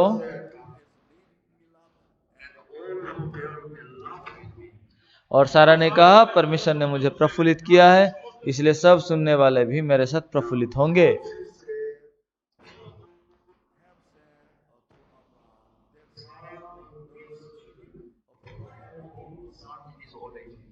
फिर इसने ये भी कहा, क्या कोई कभी अब्राहम से कह सकता था कि सारा लड़कों को दूध पिलाएगी?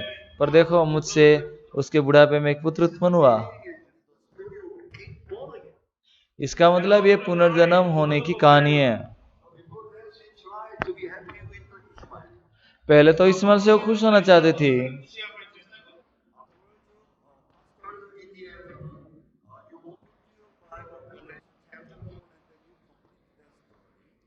उसके बाद इसको समझने के लिए आप गलती 4 अध्याय सब आप दोपहर को खोलिए, पढ़िए और ये कहानी को पूरा कीजिए।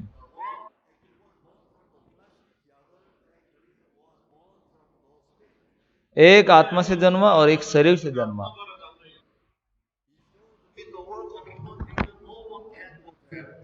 यह दिखाता है कि मनुष्य के कामों से कोई स्वर्ग के राज्य में प्रवेश नहीं कर सकता।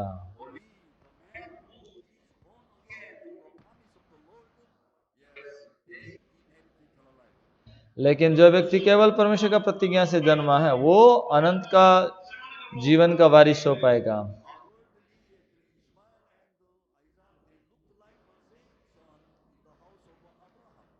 बाहरी रूप से अब्राहम और इस्माइल और इसहाक दोनों बराबर जैसा दिखते हैं, लेकिन अंत तक अब्राहम को घर से निकाला गया इस्माइल को, और अब्राहम के घर में कौन रह गया? इसहाक रखा गया, इस्माइल नहीं। आमीन। ठीक है पास्टर लोग,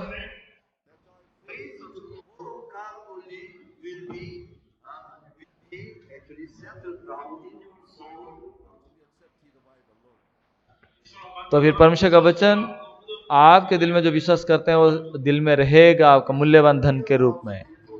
यह है असली घर जो वचन के ऊपर यानी कि चट्टान के ऊपर बना हुआ है, बालू के ऊपर बना हुआ घर नहीं है ये। आमीन।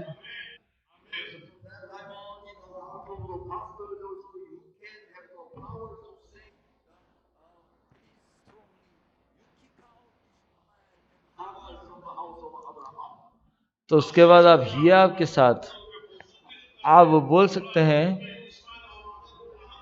और हागर को इस्माइल को निकाल दो।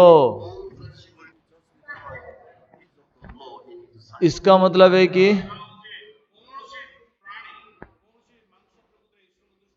उसके सामने कोई भी प्राणी धर्मी नहीं ठहर सकता व्यवस्था के कर्मों के द्वारा।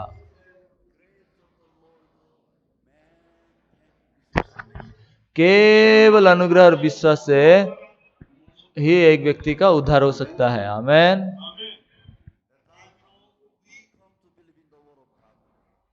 तो उस समय हम परमेश्वर का वचन को विश्वास कर सकते हैं।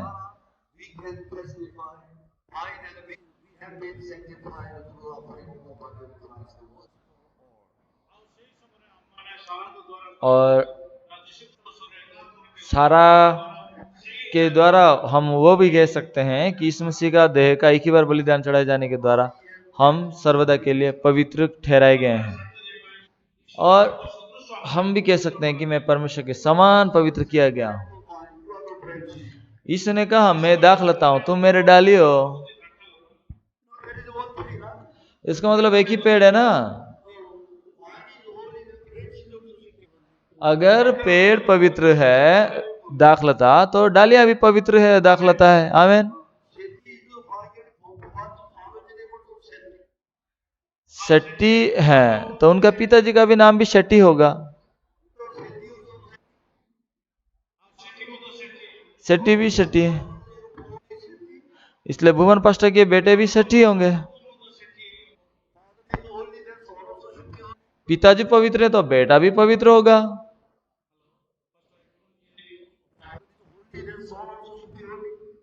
पिताजी पवित्र है तो बेटे भी पवित्र है ना। आमीन।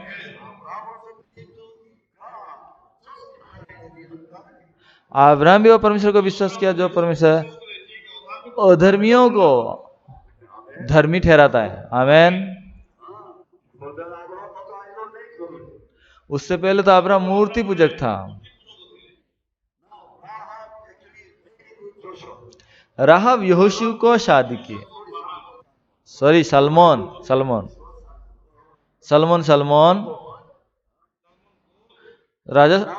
राजा नहीं है, ये सलमोन था, ये दूत।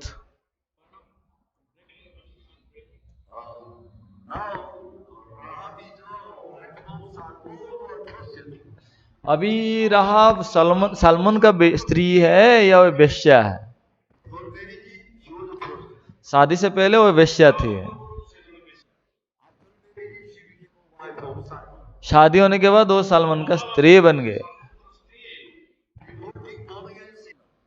पुनर्जन्म होने से पहले पापी था, पुनर्जन्म होने के बाद धर्मी। पास्टर नरेंद्र कुमार जी सही है। हालेलुया।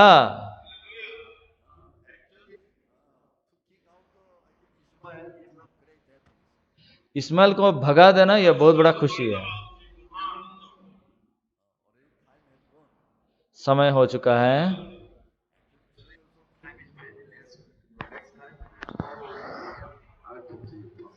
तो लगातार अगले क्लास में और बताऊंगा, आज का समय निकल गया है।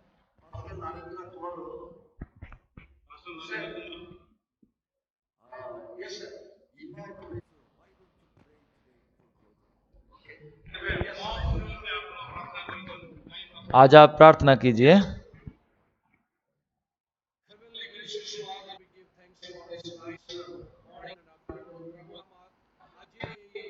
स्वर्गीय पिता, आपको आज सुबह का दोपहर के लिए हम आपको धन्यवाद देते हैं और आपके दास के द्वारा हमें वचन को दिए हैं, और जो विश्वास का जो मूल है उस मूल विश्वास का बारे में आज हमने सुन पाए कि हमारे सारे पाप यीशु के ऊपर चला गया है। और प्रभु आप मरियम के बेटे के रूप में आए और सारे मनुष्य का पापों को आपने ले लिया। और आप प्रतिज्ञा किए थे उत्पत्ति में भी कि नारी का वंश है वो शैतान का मस्तक को कुचल डालेगा। प्रभु हमें भी पाप का मुक्ति के लिए एक सृष्टि किए और हमें भी ये कॉन्फ्रेंस के लिए भी धन्यवाद देते हैं। और सगेविता मुझे भी अवसर देने के लिए धन्यवाद देता हूँ आपका वचन सुनने के लिए। और आज यहाँ भी जितने लोग हैं सबको आशीष दीजिए। यीशु मसीह के महामूल्यवान नाम से प्रार्थना करते हैं, आमेन। हाँ धन्यवाद। Yeah.